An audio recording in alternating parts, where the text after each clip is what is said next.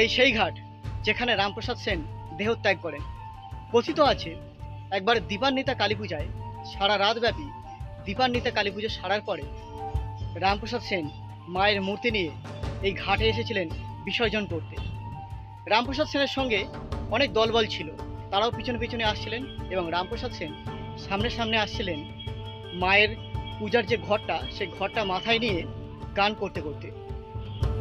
তারপরে সেই মূর্তি যখন এই নদীতে বিসর্জন হয়, নদীতে বিসর্জন হওয়ার সঙ্গে সঙ্গে রামপ্রসাদ সেন তিনি নিজেও দেহত্যাগ করেন, অর্থাৎ মাও বিসর্জন নিলেন আর রামপ্রসাদ সেনও নিজে দেহত্যাগ করলেন। রামপ্রসাদ সেন ছিলেন একজন কালী সাধক। একদা কৃষ্ণনগরের মহারাজা রাজা কৃষ্ণচন্দ্র রায়ের সভাকবি ছিলেন এই রামপ্রসাদ সেন, যিনি শ্রীরামকৃষ্ণ পরমহংসদেবের জন্মের প্রায় 116 বছর আগে জন্মগ্রহণ করেছিলেন। শ্রী রামকৃষ্ণ যেমন মা কালীর ভাবে বিভোর হয়ে থাকতেন, রামপ্রসাদ সেনও মায়ের ভাবে বিভোর হয়ে থাকতেন। বাংলায় যারা শ্যামা সঙ্গীত অর্থাৎ কালী বিষয়ক গান রচনা করেছিলেন তাদের মধ্যে সর্বশ্রেষ্ঠ ছিলেন রামপ্রসাদ সেন। এছাড়াও তিনি ছিলেন একজন তন্ত্র সাধক। তন্ত্র সাধনার জন্য তন্ত্র সাধনার ক্ষেত্রে 5টি বিশেষ গাছ রোপণ করে তৈরি করেছিলেন পঞ্চবটী। সেই পঞ্চবটিতে পঞ্চখুলির উপরে বসে তিনি তন্ত্র সাধনা করতেন। চন্ডালে মাথা, শিয়ালে মাথা, কুকুরে মাথা, কালো বিড়ালে মাথা, সাপের মাথা, এইগুলো পুঁতে রামপ্রসাদ তন্ত্র সাধনা করতেন। আজকের ব্লগে আপনাদের দেখাবো রামপ্রসাদের বসত ভিটা, যেখানে রামপ্রসাদ সেন বসবাস করতেন, তন্ত্র সাধনা করতেন এবং মায়ের মূর্তি তৈরি করে নিত্য পূজা করতেন। এছাড়াও দেখাবো সেই ঘাট যেখানে রামপ্রসাদ সেন দেহত্যাগ করেছিলেন। এছাড়াও এই ভিডিওতে আপনারা দেখবেন প্রায় 350 বছরের প্রাচীন জাগ্রত সিদ্ধেশ্বরী কালী মন্দির, স্বামী নিগমানন্দ আশ্রম এবং শ্রী চৈতন্যের স্মৃতি বিজারিত চৈতন্য ডোবা। হালি শহরে আছি, এখান থেকে 1 নম্বর প্ল্যাটফর্মের বাইরে গিয়ে টোটো ধরে প্রথমে পৌঁছে যাব রামপ্রসাদের বসত ভিটা। হালি শহর উত্তর 24 পরগনার একটা পৌর এলাকা। হালি শহরটি ভাগীরথী নদীর তীরে অবস্থিত। অতীতে হালি শহরের নাম ছিল কুমারহট্ট। একদা এখানে কুম্ভকারদের অর্থাৎ কুমারদের বিশাল হাট বসত, তাই কুমারহাট বা কুমারহট্ট নামকরণ হয়েছিল। হালি শহর নামটি প্রথম পাওয়া যায় কবি কঙ্কন মুকুন্দরাম চক্রবর্তী রচিত চণ্ডীমঙ্গল কাব্যে। কলকাতার দিক থেকে হালি শহরে বেড়াতে আসতে চাইলে শিয়ালদহ থেকে কৃষ্ণনগর সিটি লোকাল, কল্যাণী সীমান্ত local, Gede local, Shantipur local, Ranaghat local, Lalgola passenger ধরে চলে আসতে পারেন এই ঐতিহাসিক শহরে। কৃষ্ণনগরের দিক থেকে আসলে শিয়ালদহ লোকাল ধরে এখানে চলে আসতে পারেন। হালি শহর স্টেশন থেকে 1 নম্বর প্ল্যাটফর্মের বাইরে বের হয়ে টোটো কিংবা অটো ধরে রামপ্রসাদ সেনের বসত বাড়িতে যেতে সময় লাগে 10 থেকে 15 মিনিট। আমি এখন দাঁড়িয়ে আছি রামপ্রসাদ সেনের বসত ভিটাতে। মূল দরজা দিয়ে ঢুকে সামনেই পড়বে একটা বট গাছ। তবে এই বট গাছটা কিন্তু কোনো স্বতন্ত্র বট গাছ নয়। পাশে যে বড় বট গাছটি আছে সেই বড় বট গাছ থেকে ঝুড়ি পড়ে এই বট গাছটি কিন্তু হয়েছে। এই যে দেখুন, আর এর গোড়ায় মানুষ পূজা দেয় আর তারা তাদের মনস্কামনা পূরণের জন্য ঢিল বেঁধে দিয়ে যায়। সপ্তাহে 7 দিনই খোলা থাকে। আপনি উইকে যে কোনো দিনই আসতে পারেন। সকালবেলা 7টার সময় খোলা হয় আর দুপুরে 12টার সময় বন্ধ হয়ে যায়। আর বিকালবেলা ডিসেম্বর থেকে ফেব্রুয়ারি মাস, এই যে 3 মাস, বিকালে 3টের সময় খোলা হয় আর 7:30টার সময় বন্ধ করা হয়। আর মার্চ মাস থেকে নভেম্বর মাস পর্যন্ত বিকাল 4টের সময় খোলা হয়, বন্ধ হয় রাত্রি 8:30টার সময়। রামপ্রসাদ সেনের জন্মস্থান ও জন্মসাল সম্পর্কে বিতর্ক আছে। কারো মতে তাঁর জন্ম হুগলি জেলার গরলগাছা গ্রামে, আবার কারো কারো মতে তাঁর জন্ম অবিভক্ত 24 পরগনার অধুনা হালি শহরের কুমারহট্ট গ্রামে। তাঁর জন্মসাল আনুমানিক 1720 খ্রিস্টাব্দে। পিতা রাম সেন ছিলেন আয়ুর্বেদিক চিকিৎসক। এই সূত্রে রামপ্রসাদের পিতা চেয়েছিলেন সন্তান বড় হয়ে যেন ডাক্তার হয়, কিন্তু রামপ্রসাদ সেদিকে আগ্রহ না দেখিয়ে আধ্যাত্মিক জীবনযাপন করেন। এই ঘটনায় পিতা রাম সেন উদ্বিগ্ন হয়ে সর্বাণী নামে এক বালিকার সঙ্গে 22 বছরের রামপ্রসাদের বিবাহ দিয়ে দেন। ইতিমধ্যে পিতার মৃত্যু হলে সংসারে অভাব দেখা দেয়। অর্থ উপার্জনের জন্য রামপ্রসাদ কলকাতায় গিয়ে দুর্গাচরণ নামে এক জমিদারের কাছারিতে মাসিক 30 টাকার বেতনে কেরানির কাজ শুরু করেন। এই সময় জমিদারি সেরেস্তার খাতায় তিনি একটি গান লিখেছিলেন, আমার দাওমা তবিলদারি, আমি নিমুখ হারাম নই শঙ্করী। গানটি দেখে জমিদার তাকে বিনা পরিশ্রমে মাসোহারার ব্যবস্থা করে দেন সাধন ভজনের জন্য। আমার পিছনে আছে পঞ্চবটী। পঞ্চবটী বলতে 5টা গাছ, বেল, নিম, অশ্বত্থ, বট আর অশোক। এই 5টা গাছ স্বয়ং রামপ্রসাদ সেন এখানে বসিয়েছিলেন। রামপ্রসাদ তাঁর সাধনা ক্ষেত্রে এই সমস্ত গাছগুলি বসিয়েছিলেন। তার মধ্যে উপবেশন করে তন্ত্র সাধনা করতেন। তবে তাঁর বসানো গাছগুলির মধ্যে এখনো জীবিত আছে একমাত্র বট গাছ। আর যে 5টি গাছের কথা উল্লেখ করলাম তা নিয়ে বিতর্ক আছে, কারণ বিভিন্ন জায়গায় আলাদা আলাদা গাছের নাম উল্লেখ আছে। পঞ্চবটিতে পঞ্চমুণ্ডী আসনের উপরে বসে তিনি ধ্যান করতেন। পঞ্চমুণ্ডী আসন বলতে তিনি যে বেদির উপরে বসে ধ্যান করতেন, সেই বেদির নিচে 5টা প্রাণীর মাথা ছিল। 1 চণ্ডাল, 2 কুকুর, 3 কালো বিড়াল, 4 শিয়াল, আর 5 হলো সাপ। এই 5টা প্রাণীর মাথার খুলি তার আসনের তলায় থাকতো। এখানকার মূল যে মন্দির কক্ষ, অর্থাৎ যে কক্ষে মায়ের মূর্তি আছে, সেখানে কিন্তু ছবি তোলা নিষিদ্ধ। এই যে আমার পিছনটা, এর মধ্যে কোনো ভিডিওগ্রাফি বা ফটোগ্রাফি অ্যালাউ নেই। এই জন্য ভিতরের দৃশ্যটা আমি আপনাদেরকে দেখাতে পারলাম না। তবে ভিতরে মায়ের মূর্তি আছে, খুব সুন্দর মায়ের মূর্তি আছে। রামপ্রসাদ সেন ছিলেন একাধারে কবি, গায়ক ও সাধক। তিনি ছিলেন শাক্ত কবি। শাক্ত অর্থাৎ যারা কালী এবং দুর্গা শক্তির পূজা করেন। আর শাক্ত কবিদের গান শাক্ত পদাবলী নামে পরিচিত। শাক্ত পদাবলীর 2টি ধারা, উমা বিষয়ক আগমনী ও বিজয়া সঙ্গীত, 2 কালী বিষয়ক শ্যামা সঙ্গীত। কবি উভয় ধারাতেই গান রচনা করেছেন। তিনি নিজে শ্যামা সঙ্গীত গাইতেন। রামপ্রসাদের গান শুনে কৃষ্ণনগরের মহারাজা কৃষ্ণচন্দ্র রায় মুগ্ধ হয়ে কবিকে তাঁর সভাকবি নিযুক্ত করেন এবং কবি কঙ্কন উপাধি দেন। এছাড়াও কবিকে 100 একর নিষ্কর জমি প্রদান করেন। এটি রামপ্রসাদ সেনের সাধনা কক্ষ। এই কক্ষে তিনি সাধনা করতেন। ভিতরে ধ্যানাসনে রামপ্রসাদের মূর্তি আছে। এখানে এসে আমি আরও একটা ইনফরমেশন জানতে পারলাম। যে মূর্তিটা আমি আপনাদেরকে দেখালাম, রামপ্রসাদ সেনের যে অবয়বটা আপনি দেখলেন, যেটাকে আপনি, আমরা সবাই রামপ্রসাদ সেনের অবয়ব হিসেবে জানি, এটা কিন্তু প্রকৃতই রামপ্রসাদ সেনের অবয়ব নয়। কারণ তার জন্ম 1720 খ্রিস্টাব্দে। সেই সময় কিন্তু ক্যামেরা এত অ্যাভেলেবেল ছিল না, অর্থাৎ তার কোনো ছবি ক্যামেরাবদ্ধ হয়নি। তাহলে এই অবয়বটাই যে রামপ্রসাদ সেনের অবয়ব, সেটা আমরা জানলাম কিভাবে? ইংল্যান্ডের কোনো একজন চিত্রশিল্পী সম্ভবত তিনি রামপ্রসাদ সেনকে কোনো না কোনো একটা সময় দেখেছিলেন। তিনি তার কল্পনার রঙে রং দিয়ে বা কল্পনার রং তুলিতে রামপ্রসাদ সেনের একটা ছবি এঁকেছিলেন। সেই ছবি আজও এখানে যে মন্দির কক্ষ আছে সেখানে টাঙানো আছে। আর সেই ছবিরই অনুকরণে রামপ্রসাদ সেনের এই মূর্তিটি বানানো হয়েছে।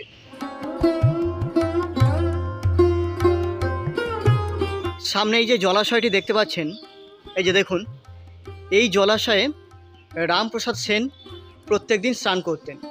প্রত্যেকদিন এই জলাশয়টি স্নান করে উনি মায়ের নিত্য পূজা করতেন। বর্তমানে জলাশয়টি চারিদিকে শান বাঁধানো হয়েছে।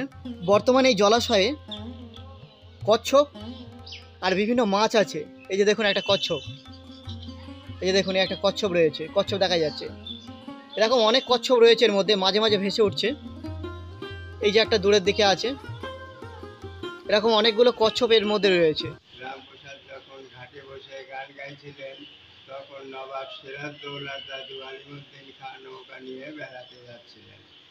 রামপ্রসাদের গান শুনে নৌকা ঘাটে ভিড়িয়ে বললেন, রামপ্রসাদ, আমরা বেড়াতে যাচ্ছি, তুমি আমাদের সাথে যাবে? হ্যাঁ, যাব। তখন নৌকায় উঠে গান গাইতে গাইতে যাচ্ছে। শ্যামনগর যেতেই শ্যামনগরের ব্রহ্মমহিমা বললেন, রামপ্রসাদ, তোর গান একটু আমাকে শুনিয়ে যা। তখন রামপ্রসাদ বললেন, মাগো, এখানে বসে শোনানোর মতো আমার সময় নেই। তোমার যদি আমার গান শোনার ইচ্ছা হয় তবে ঘুরে শোনো। তখন মায়ের মুখ ছিল দক্ষিণে, গান শোনার জন্যে ঘুরে পশ্চিমে হয়ে গেছিল। ওটাকে মূলাজোর কালী বলে। তা বাবা খেপা পৌষ মাসে প্রথম মূলো দিয়ে পুজো দিয়েছিল, ওই জন্যে মূলাজোর কালী বলে। এটা হলো এখানকার প্রসাদ কক্ষ। এখন দরজা বন্ধ আছে। এখানে 1টার সময় যখন প্রসাদ দেওয়া হবে তখন এই কক্ষ আবার খোলা হবে। রামপ্রসাদের বসত ভিটার সামনে আছে ডালার দোকান। এখান থেকে ডালা কিনে আপনারা পূজা দিতে পারেন। এবার এখান থেকে যাব রামপ্রসাদ ঘাট, যেখানে রামপ্রসাদ সেন দেহত্যাগ করেছিলেন। রামপ্রসাদের সাধনা ক্ষেত্র থেকে ডান দিক ধরে 5-7 মিনিট হাঁটলেই পড়বে রামপ্রসাদ ঘাট। এই রাস্তাটা আপনারা হেঁটেও যেতে পারেন, টোটো করেও যেতে পারেন। আর যাওয়ার আগে পড়বে জোড়াশিব মন্দির।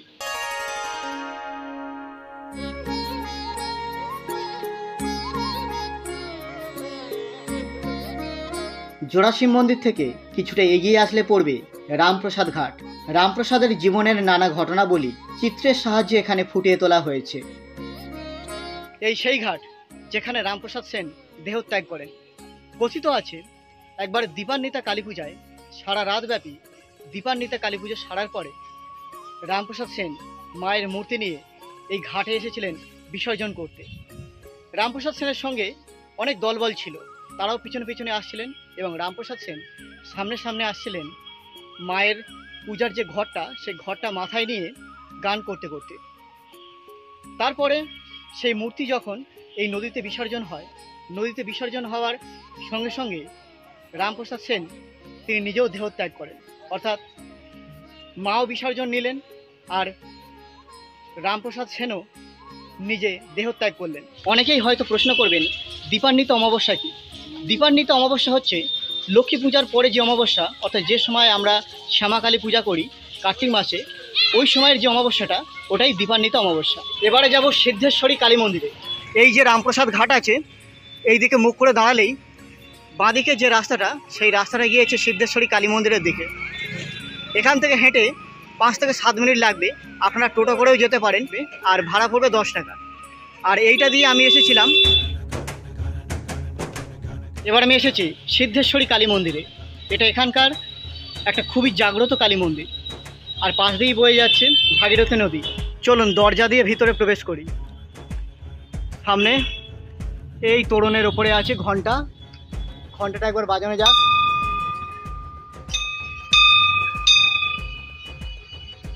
আচ্ছা, দূর থেকে মায়ের মূর্তি দেখা যাচ্ছে, তবে তার আগে সামনে আছে নাট মন্দির।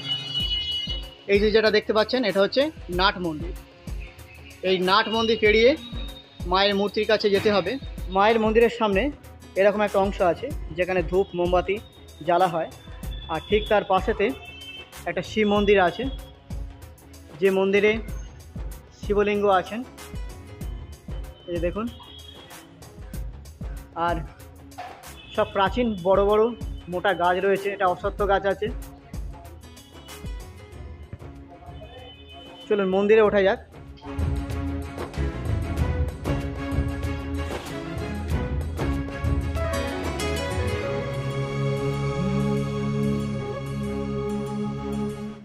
এই দেখুন মায়ের মূর্তি রয়েছে, সামনে রয়েছে মায়ের মূর্তি। নৈহাটিতে একটি স্টেশনে এসে এক ভদ্র মহিলা রিক্সার খোঁজ করছিলেন গভীর রাতে। তখন এক রিক্সার চালক, তুমি কোথায় যাবে? আমরা হালি শহর যাব। আমাদের এই লাগবে, পয়সা কিন্তু লাগবে, কিছু বলেছে। হ্যাঁ দেবো, কোনো অসুবিধা নেই। তখন তারা, তখন সে রিক্সাওয়ালা ভদ্র মহিলাকে তুলেছেন, তুলে তো পেছন দিকে দেখে যে তিন ভদ্র মহিলা বসে আছে। কি ব্যাপার হতো, আমি তুললাম, একজন হয়ে গেল, তুললো না। যাই হোক, আসছে আস্তে আস্তে ওরা একজন নেমে যায়, দেখেন রিক্সাটা একটু হালকা হবে, অর্থাৎ প্যাসেঞ্জার নামলে ওটা হালকা হয়ে যায়, হালকা হয়ে যায়। তা তিনি হলেন মা শ্যামাসুন্দরী, যেটা শ্যামাসুন্দরী তলা। আর একজন মা নেমে গেলেন এইখানে, এই মা সিদ্ধেশ্বরী। আর এক মা নামলেন ওই হাড়ির সাথে, রামপ্রসাদের ঘাট আছে ওখানে একবারে। এই সামনে যে সিদ্ধেশ্বরী ঘাট আছে, ওখানে এক ভদ্রমহিলার বাসন মারবে। এই মা সিদ্ধেশ্বরী 350 বছর হলো এই মায়ের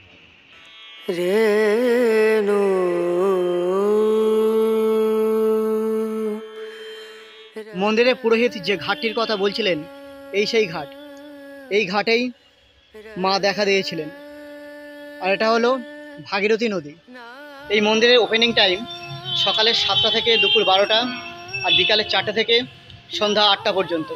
এছাড়াও এই মন্দিরে প্রসাদ পাওয়া যায়, আপনারা এখানে আসলে এবং চাইলে এখান থেকে প্রসাদ সংগ্রহ করতে পারেন। প্রসাদের মূল্য মাথা পিছু 60 টাকা। সিদ্ধেশ্বরী মন্দির থেকে বের হয়ে আবার রামপ্রসাদ ঘাটের দিকে ফিরে যাচ্ছি, আর যাবার আগে মাঝখানে এই বিপিন বিহারী গাঙ্গুলি পার্কটি পড়ল।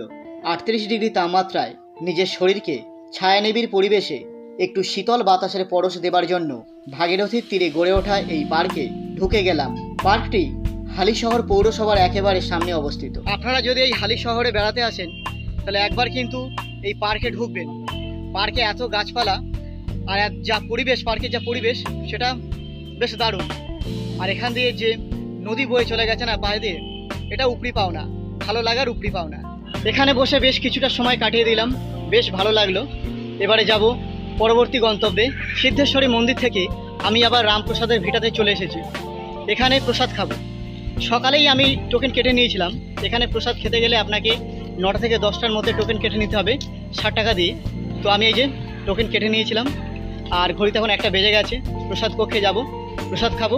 প্রসাদ খেয়ে তারপর এখান থেকে আরও 2টো জায়গা আছে, সেই 2টো জায়গায় আমি আপনাদেরকে নিয়ে যাব বাই ভার্চুয়ালি।